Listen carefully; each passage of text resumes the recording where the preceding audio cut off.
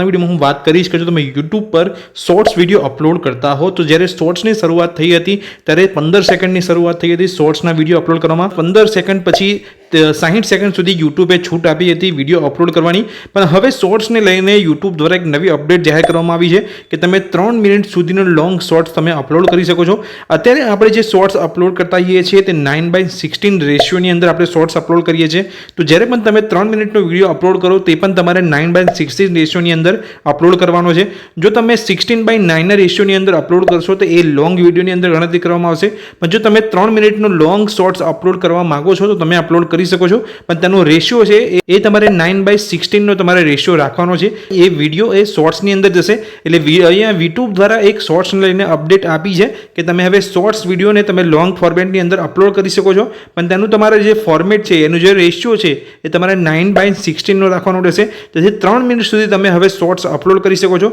એની income જે રીતે શોર્ટ્સની થતી હતી એ રીતે ઇન્કમ થશે પણ તમે 3 મિનિટ સુધીનો વિડીયો હવે તમે એને શોર્ટ્સની અંદર અપલોડ કરી શકો છો। અને જો તમે લોંગ વિડીયો અપલોડ કરવા માંગતો હોય તો તમારે અહીંયા હોરિઝોન્ટલ વિડીયોની અંદર અપલોડ કરવાનો રહેશે એટલે 16:9 રેશિયોની અંદર તમારે અહીંયા અપલોડ કરવાનો છે વિડીયો તો એ લોંગ વિડીયોની અંદર ગણાશે એ શોર્ટ્સમાં નહીં ગણાય ભલે એ 2 મિનિટનો હોય કે 2.5 મિનિટનો જો તમે 16:9 નો રેશિયો રાખો છો તો એ લોંગ વિડીયોમાં ગણતરી થશે પણ જો તમે 9:16 નો તમે રેશિયો રાખો છો અને 3 મિનિટનો સુધી વિડીયો છે તો એ તમારો અહીંયા શોર્ટ્સની અંદર અપલોડ થશે। એટલે દોસ્તો YouTube દ્વારા આ એક નવી અપડેટ આપવામાં આવી હતી શોર્ટ્સને લઈને તે વિશે મેં તમને વાત કરી। વિડીયો ગમ્યો હોય તો વિડીયોને લાઈક કરજો, ચેનલ પર નવા છો તો ચેનલને સબસ્ક્રાઇબ કરી લેજો। Thank you.